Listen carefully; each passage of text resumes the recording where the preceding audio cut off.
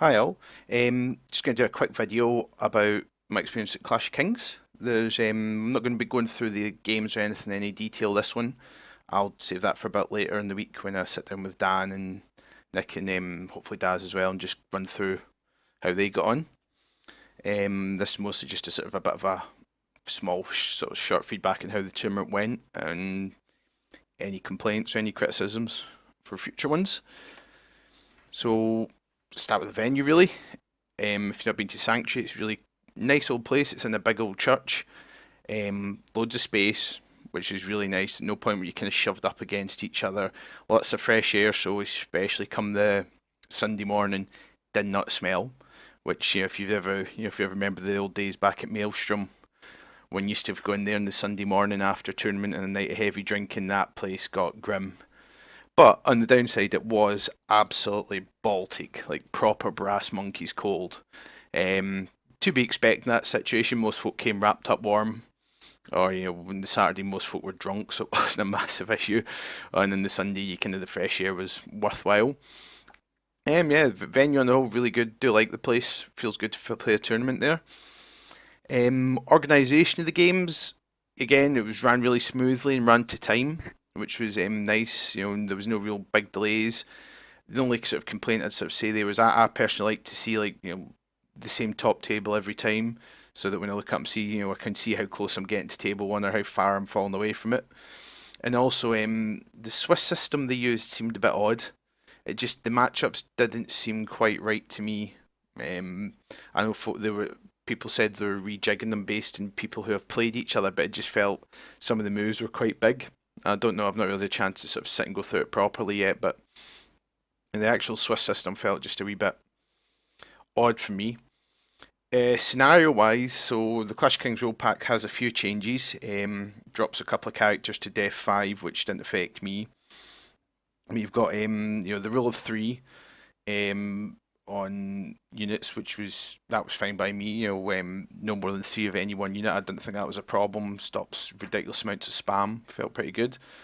The flyer changes again. I've been playing with them since I started second ed, so I've not really noticed the difference. I'd be quite happy if they dropped the flyer changes. I've got an army with a lot of flyers there. I'll quite happy if they drop them, but I think the changes are better. It makes you think and makes flyers not the no-brainer choice they were, and the way you used to be able to use them. So that's quite good. Um, what else? The scenarios. So there was push, which I struggled with, but I've always struggled with. My army is not very good at it, but that I think is good because it forces you to include the scenarios in your army design rather than just going for straight out kill. And you've also got I think it's invade, the one where the table's divided up into six sections. I quite like that. Some people were saying it'd be nice to have a kill game. Yeah, I think it would have been nice to see one kill scenario in there, just to straight up. It's a good Sunday morning one, just come out swinging. But I think dominate and invade both encourage a lot of like a proper centre scrum, which really forces some nice aggressive games. But yeah, no, I like the scenarios. You really do have to design your list for them as well as killing. Don't get me wrong. I still think you need to kill. You turn 1 to 4 should pretty much be spent trying to kill the enemy, but you definitely need to sort of make sure your army is going to be resilient enough and have enough solid units left. And I think that, to me, counteracts a lot of. There's been quite a few complaints about individuals and number of individuals and how tough they are and the rules for individuals. I'll be blunt, most of my games I just ignored the individuals. I just went straight for the solid units and killed all them, and it worked for me because at the end of the game, he can have Herja flying around for all I care. I've killed all these solid units and I've still got mine. Then I'll win the scenario pretty much. So I think individuals have their place, and I did regret maybe there's one game when I go through that I regretted not having an individual in my army, but on the whole, I think no, it felt pretty balanced to me. I can't say I ran into any army that was filth. I don't think any of the armies seemed like a no-brainer army. I think they're all quite hard armies. There wasn't one army when I was deploying. I wasn't kind of in two minds of, oh crap, how am I going to defeat this one? I had a plan, but none of them I would say were soft in any game. Even looking down at the lower tables again, the armies weren't exactly soft. So that was quite nice to see. Wee bit about the results then. So final results are here. Again, nice mix at the top. If you look, almost good chunk of the armies are represented there.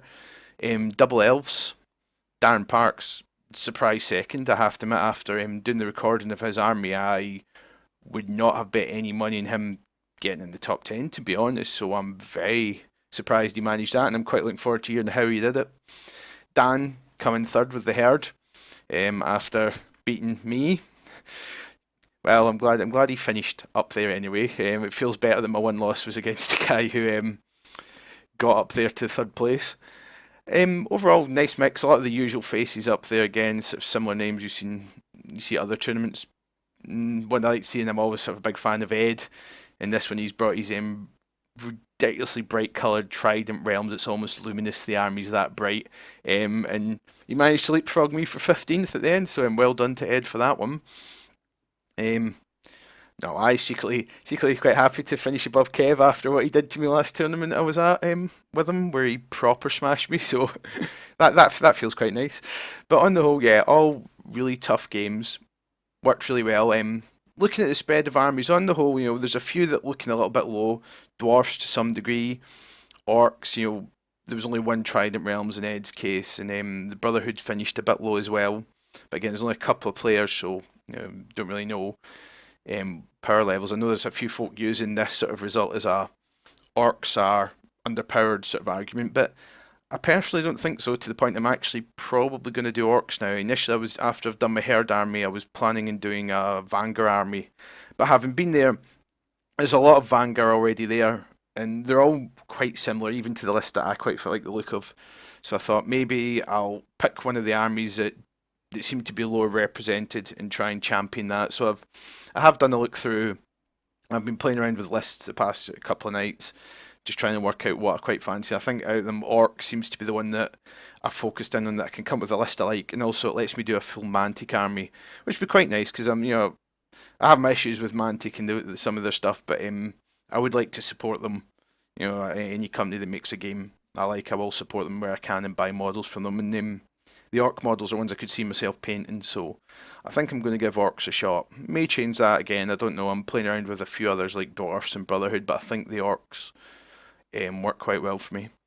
So no, yeah, really good tournament. Really came away from it highly motivated. Really good fun. Great laugh in the Saturday night. Yeah, great time had all round. Changes for the future. Anything I'd like to see different comp wise or tournament wise?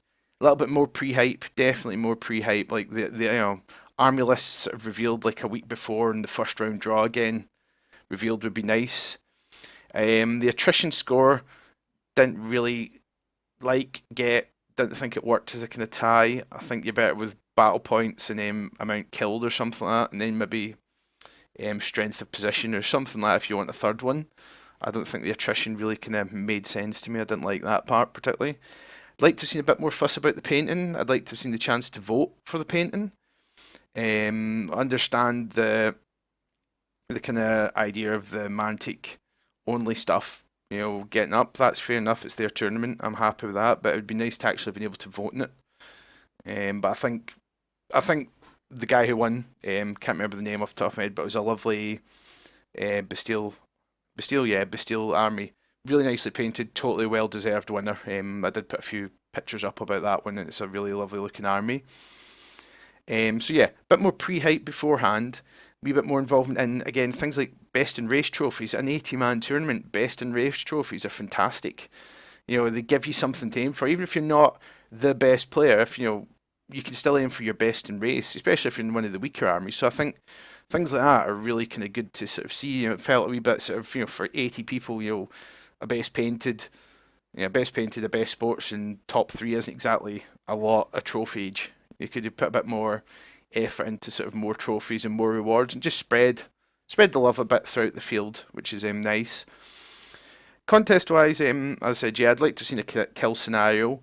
The rules pack, I can't say I have any complaints otherwise. I know some people were saying they're not so keen on the Vampire Lord with the 6+ death, but he's an individual in that situation, so he's not the most useful in certain regards. Like, I do like him, I've ran him for a long time, the individual vampire with the wings, and he has his purposes, but he's not as killy, I think, as people say.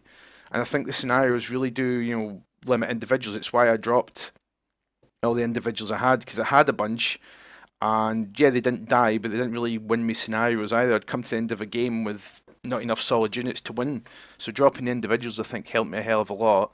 I was pretty happy with the way my list performed overall. So yeah, nothing much I'd say I'd change massively. Just little things, bit more hype, bit more fun in game, a bit more hype and a bit more sort of drama and theatre around it all would have been nice. So yeah, I know, good tournament, and hopefully later sort of this week and over the course of next week I'll get up the post tournament briefings with them where we'll hopefully go through some of them game by game and just run through how we got on overall and sort of any tactics, anything like that come up that hopefully be useful for anyone. So that's it for now. Thanks very much. Thanks for listening. Bye.